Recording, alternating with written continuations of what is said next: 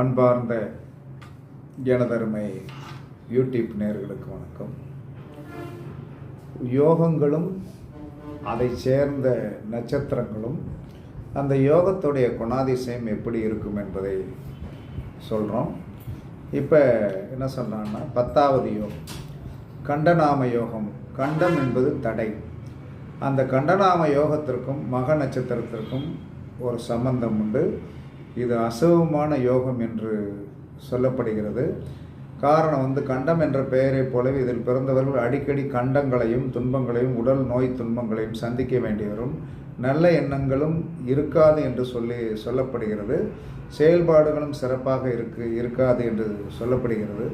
இருப்பினும் நீங்கள் என்ன சொன்னான்னா, அந்த மாதிரி குணாதிசயங்கள் உங்களிடம் இருந்தால் நீங்கள் அதை தவிர்த்து கண்டநாம யோகத்தில் போய் பிறந்தவர்கள் மக நட்சத்திரத்துக்கார நண்பர்களுடன் இணைந்து பயணிக்கும் போது அந்த யோகம் என்ன சொன்னான்னா அந்த யோகத்தில் இருக்கிற குறைகள் நீக்கப்படும். அந்த நட்சத்திரத்தை உங்களுக்கு ஜாயின் பண்ணி விடுவதை என்ன சொன்னான்னா, ஒரு மனிதனுக்கு ஒரு குறை இருந்தால் அந்த குறையை எடுக்கக்கூடிய சக்தி சில நட்சத்திரங்களுக்கு உண்டு. அதனால தான் இயற்கையாகவே ஒவ்வொரு நட்சத்திரத்திற்கும் ஒவ்வொரு யோகத்திற்கும் ஒரு நட்சத்திரத்தை இணைத்து சொல்லியிருக்கிறார்கள். அதனால் கண்டநாம யோகத்தில் போய் பிறந்தவர்கள் மக நட்சத்திரத்தோடு துணையோடு உங்களுடைய வெற்றி பாதையை கொண்டு செல்லலாம்.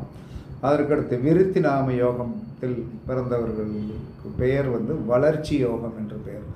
இந்த விருத்திநாம யோகத்திற்கு என்ன சொன்னோன்னா, துணை புரிக்கக்கூடிய நட்சத்திரம் பூர நட்சத்திரம். அப்போ செல்வாக்குடையவர்கள் நல்ல அளவில் வசதியான வாழ்க்கை அமைப்பவர்கள் சாஸ்திர நாட்டமும் புலமையும் உடையவர்களாக இருப்பதுடன் தெய்வ பக்தியும் நற்பண்புகளும் உள்ளவர்கள். அதற்கடுத்து ஈகை தரும் குணம் உடையவர்களாகவும் தெய்வ காரியங்கள் திருப்பணி செய்வர்களாக இருப்பார்கள். இவர்கள் விருத்திநாம யோகத்தில் போய் பிறந்தவர்கள் பூர நட்சத்திரத்தோடு இணைந்து பயணிக்கக்கூடிய ஒரு சந்தர்ப்பங்கள் வந்தால் நன்றாக பிடித்து கொள்ளுங்கள். வாழ்க்கை நன்றாக இருக்கும். ஏன்னா விருத்திநாம யோகத்தில் நான் பிறந்தவன் அப்படிங்கிறதுனால உண்மையாகவே அந்த யோகத்தில் பிறந்தவர்கள் கண்டிப்பாக நல்லா தான் இருக்காங்க. ஆனால் பூர நட்சத்திரத்தோடைய நட்பு இன்று வரை எனக்கு கிடைக்கல. என்ன காரணம் தெரியல. அது இறைவன் யாரையும் அந்த மாதிரி அனுப்பி வைக்கலை. இனி வந்தால் பார்ப்போம். அதற்கடுத்து துருவ நாம யோகம். துருவம் என்று சொன்னால் கேந்திர யோகம் என்று பெயர். இந்த துருவ நாம யோகத்திற்கும் உத்தர நட்சத்திரத்திற்கும் ஒரு சம்பந்தம் உண்டு. இதில் பிறந்தவர்கள் தனிமையை விரும்பக்கூடியவர்களாகவும் இருப்பது, எதிலும் ஒட்டாமல் தாமரை இலையில் இருக்கிற தண்ணீர் போல பட்டும் படாமல் இருப்பார்கள். கபடமான எண்ணம் உடையவர்கள் சமயம் கிடைக்கும் போது பழி தீர்த்து கொள்ள தயங்க மாட்டார்கள். திருவண்ணாமத்தில் பிறந்த யோகம் என்று சாஸ்திரத்தில் சொல்லப்பட்டுள்ளது. இருப்பினும் நாம் நல்லதை எடுத்துக்கொள்வோம். அதனால் துருவநாம யோகத்தில் போய் பிறந்தவர்கள் உத்தர நட்சத்திரத்தின் துணை கொண்டு உங்களுடைய வாழ்க்கையை மேன்மைப்படுத்தி கொள்ளுங்கள். அதுக்கடுத்து வியாகத நாம யோகம். வியாகத நாமம் என்பது பாம்பு யோகம்னு பேர். வியாகாத நாம யோகம் என்றால் பாம்பு என்று பெயர். பாம்பு யோகம். இதற்கு கஸ்த நட்சத்திரம் துணை புரியும். வியாகத நாம யோகத்திற்கு கஸ்த நட்சத்திரம் அஸ்த நட்சத்திரத்துக்கு சம்பந்தம் உண்டு. இது ஒரு அசுவமான யோகம்தான்.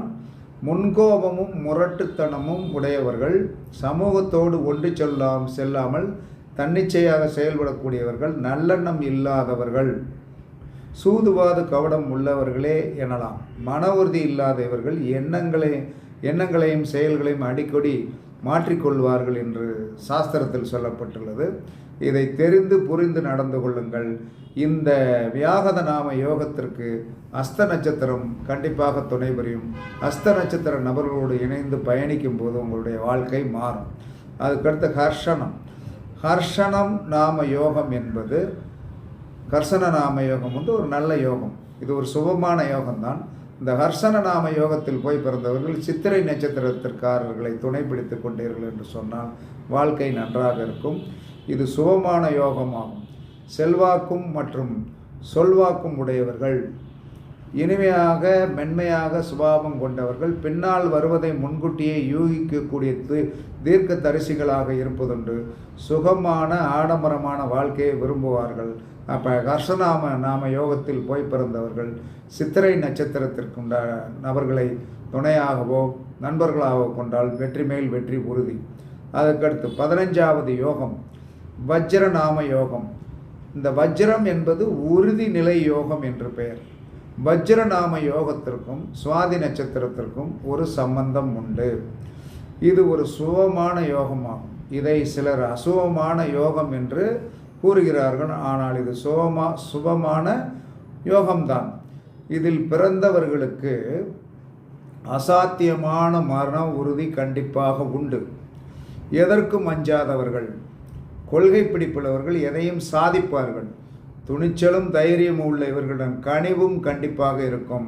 அப்போ வஜ்ரநாம யோகத்தில் போய் பிறந்தவர்கள் சுவாதி நட்சத்திர நபர்களை என்ன சொல்கிறான்னா துணை கொண்டு பல வெற்றிகளை குவிக்கலாம். அப்படி சுவாதி நட்சத்திர நண்பர்களை கிடைத்தால் அவர்களிடம் அனுசரித்து சேர்ந்து வெற்றி வாகை சூடுவதற்கு பயன்படுத்தி கொள்ளுங்கள். அதற்கடுத்து 16வது யோகம் சித்தி.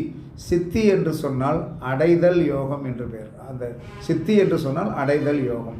இந்த சித்திநாம யோகத்திற்கும் விசாக நட்சத்திரத்திற்கும் சம்பந்தம் உண்டு. சுப யோகமான இதில் பிறந்தவர்களுக்கு எதுவும் சிந்திக்கும் உபாசனா சக்தி உடையவர்கள், தியான யோகம் போன்றவற்றில் ஈடுபாடு உடையவர்கள், தீர்த்த யாத்திரை மேற்கொள்வதில் விருப்பம் அதிகம், இமாலய யாத்திரை போன்ற கடினமான பயணங்களை மகிழ்வாக மேற்கொள்வது உண்டு, செல்வமும் செல்வாக்கும் உடையவர்களே என்பதுடன் நல்ல குணம் உதவும் மனப்பான்மை உடையவர்கள் எனலாம். அப்போ சித்திநாம யோகத்தில் போய் பிறந்தவர்கள் விசாக நட்சத்திர நபர்களிடம் தொடர்பு கொண்டு உங்களுடைய வாழ்க்கையை கண்டிப்பாக மேன்மைப்படுத்தி கொள்ளலாம். வெற்றி மேல் வெற்றி கிட்டும். அதற்கடுத்து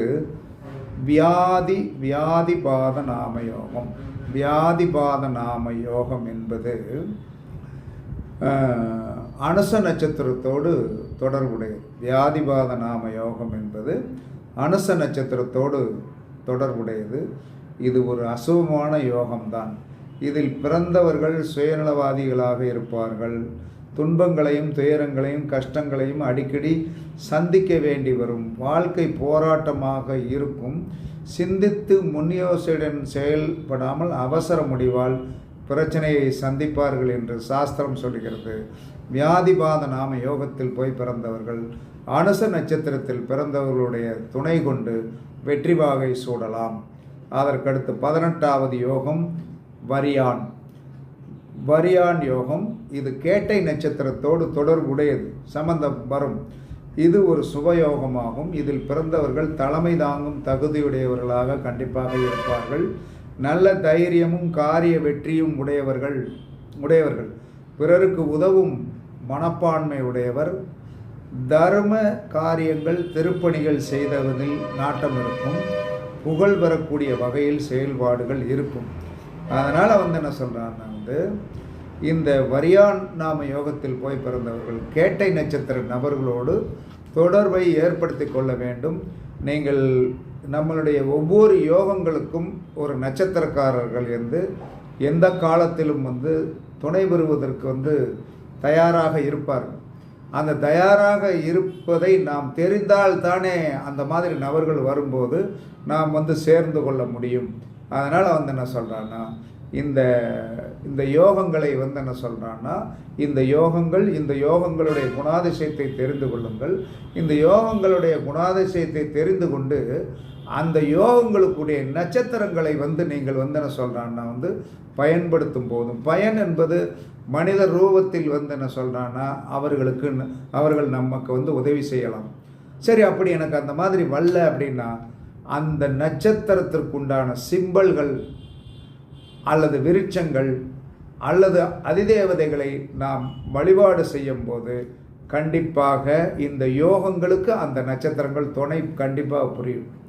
இது உண்மையிலும் உண்மை. இதை யார் மாற்ற முடியாது. ஏன்னா முன்னோர்கள் சொல்லி வச்ச ஒரு விஷயங்கள் தவறுதலாக இன்னைக்கு வரைக்கும் வந்ததே கிடையாது.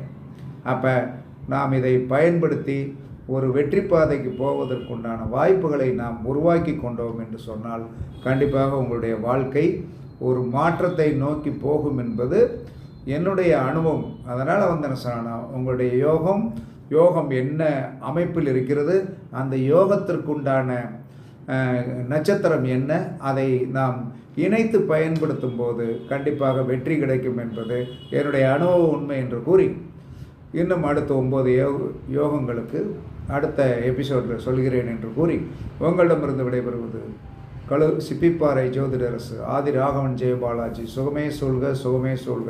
வாழ்க வளமுடன், வாழ்க வளமுடன். வணக்கம், வணக்கம், வணக்கம்.